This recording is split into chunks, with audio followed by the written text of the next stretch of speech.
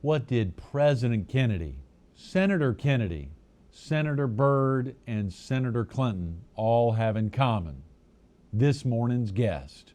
Part 2 of Tinker St. Clair is coming up next on All American People.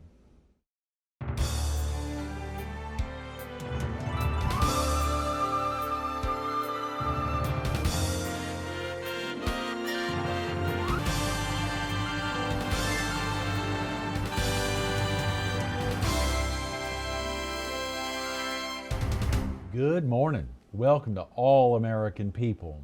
This morning we're at the Nonprofit of the Year, as voted on by visitors to allamericancities.com, the American Red Cross. We're at the Coastal South Carolina Chapter's Emergency Operations Center, and we're focused on part 2 of the life of Tinker St. Clair. Good morning again, Tinker. Thanks so much for coming back. Good morning to you, Greg, and appreciate you having me. Yesterday was such a treat, and we of course wrapped up the interview highlighting a couple of very special aspects. One, if folks wanted to learn some of the secrets to longevity, the secrets to long life, the fact that you're now 95, almost a century old, and look so great. Look like you're in your 50s, 60s, maybe 70s. But that's one of the things, and of course some other great quotes and special aspects of your life that we wanted viewers to have a chance to connect with. Share with them real quick, what do you think it is? How have you been able to live such a long and healthy life? I've been blessed with all good health. Yeah. One thing, now I have a few little aches and pains. I think most people do, little aches and pains, but I've had a good life, and I'm not climbing any trees though now. Not climbing any trees, but I've had a real good life. I came up, like I said, one Great Depression, but we had plenty to eat, and my mother and father saw to that. So we was taken care of, and we had plenty to like that. None of us had a car or anything like that. My daddy didn't own an automobile at that time, but I think he was about 50 years old before he got his first car. Is that right? Coal miner, you know, and the mines, when the machinery came in, the mines that took place of several men, you know. Oh, I bet. In the coal. Mm-hmm. You shared with us yesterday you have 5 brothers, 2 sisters. For viewers who weren't with us yesterday and don't know why we're visiting with a guy named Tinker, will you just tell them real quick how you got that nickname, Tinker? Oh, that came from my grandmother, Greg. I had an older brother, and my grandmother would get after me a little bit. Wouldn't get after me, but she says I was always tinkering around with something I should have been doing around some of her dresser drawers or something like that. But anyway, she would call me a tinker, and my brother picked that up as I was just a tinker, you know. Yeah. So that went for a nickname for me. And you were the youngest of 6 boys? No, I had 2 older brothers. Oh, okay. Two older brothers. Right. Mm-hmm. Kind of in the middle there. Yeah. Mm-hmm. And one of them went in the coal mines. But I didn't want to go in the coal mines for some reason, because I saw a lot of my friends brought out of there that had the slate had fallen on them, you know. Oh, no. Yeah. I think I've seen 3 different mine explosions where they brought the men out, stood out. I think one of them was a lot of, like 90-some men brought out of one of the mines. Tinker. Well, we shared with viewers yesterday the fascinating aspect that McDowell County, West Virginia, is the home of the largest coal mining operation in the world, not just in the state, not just in the U.S., but in the world. Yeah. That must be a pretty special aspect growing up and spending 63 years of your life in that county. Yes, that was. That was a little town at Gary, right in McDowell County. Right. Called it Gary, and U.S. Steel had the operations. They had, I think, were close to maybe 9 different ones, or maybe, I think it was about 9 different operations there. and they'd work day and night, Right. and Right. use their own coal to make their steel, Wow. It was something to be around, and I was driving the passenger bus in and out around that for several years, Right.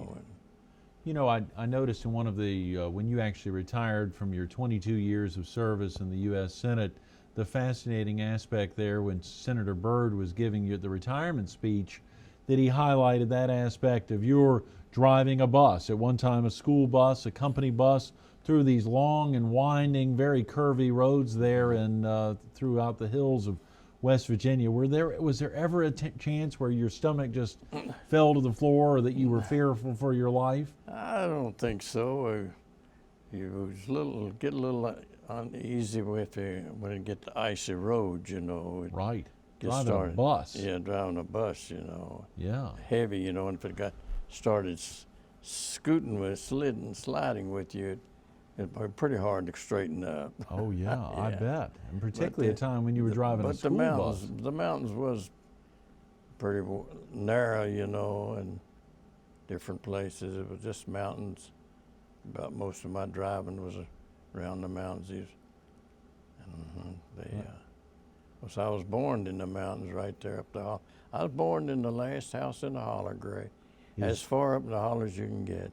Is that right? In Enjoy- 1916. 1916. Enjoyed every minute of it. That is amazing. Was there anything in your youth that you wish could be recreated in the present day, or even at a different part of your life? I can't think of a thing Yeah. that would have it any better, Greg. I was brought up, my family, brothers, we was all friendly. We never in my younger days. We didn't know anything about drugs. We never heard anything about that. Right. I didn't even know a little moonshine was drug, but I found out that moonshine was later on my days. But I never fooled with any of that. But anyway, those days was pretty tough, a little tough, but we enjoyed them. And back them days, like I said, we didn't have big fights, with Right.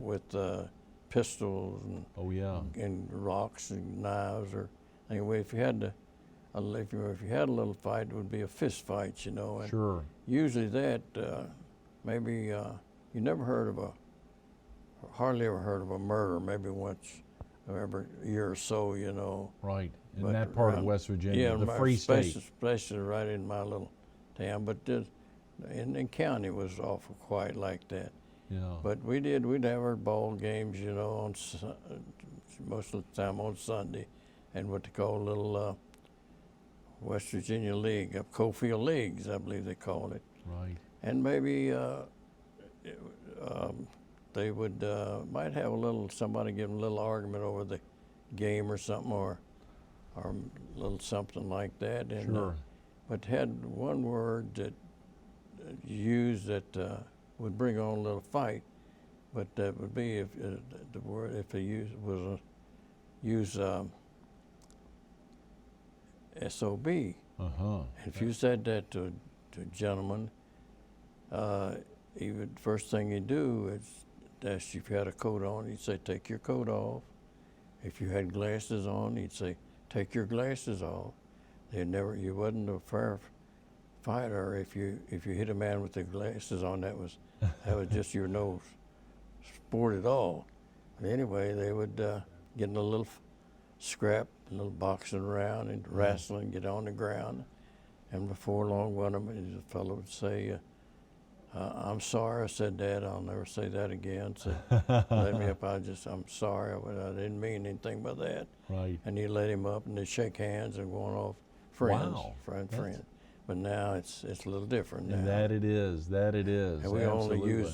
only use a knife to peel our apples with, and if you had luck, had a gun, we did a little hunting, Yes, But sure. it wasn't for hurting someone with it. It wasn't like that. Tinker, I hate to segue away from that, but we told viewers yesterday we were going to get into 1979. And that July conversation, there's been a lot of lore about how the conversation actually went down when your wife was talking to you. And can you share with viewers what happened on that July afternoon when you and your wife were discussing things? Oh, yes, Greg.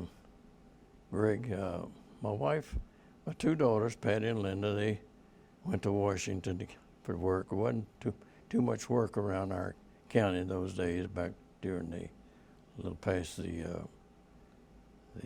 Depression, you know. Anyway, they went to Washington, and my wife would make a lot of trips up. They both got married, and Right. of course they married West Virginia boys. So. Oh, both Patty and Linda married West Virginia boys. Oh, yeah, yeah. Mountaineers. Mountaineers, and they had Patty had a little girl, and then had a couple boys, and Eddie and Mac, and they would.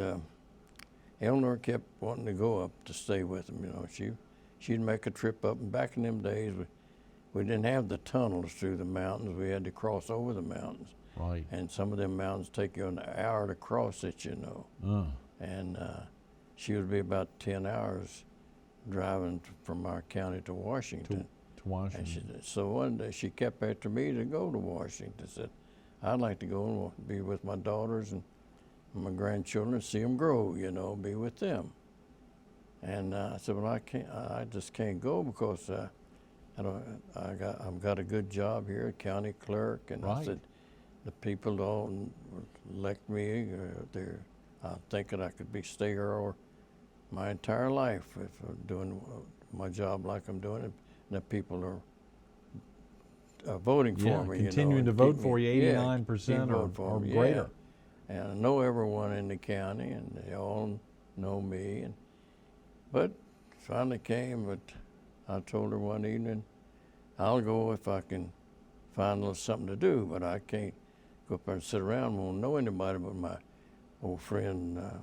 I was practically raised up with Senator Byrd. Yeah, Robert Byrd. I said, I'll call him and see what's going on. So I gave Senator Byrd a call one evening, and he was going home in his automobile from the Senate. And I told him this situation that Eleanor wanted to come, and I would like to be with her, but I'd have to have something to do, you know, some kind of work. Because I was 63 years old then, but I didn't have enough to retire on. I had to still work, Right. you know, somewhere. A lot of people can retire, get ready to retire, but I wasn't ready. I just didn't have the money, you know. Right. So anyway, on the word, Senator Byrd said to me, says, Tinker, anytime you come on up here with Eleanor, anytime you want to, and said, I'll have work for you in my office anytime you come. And so that was on a Friday. Anyway, that I told the commissioners that my plans on leaving. Right. I had 4 more years. It was county clerk was a 6-year term you was elected for. Right. And I had 4 years on that term and had 2 years left. Yeah.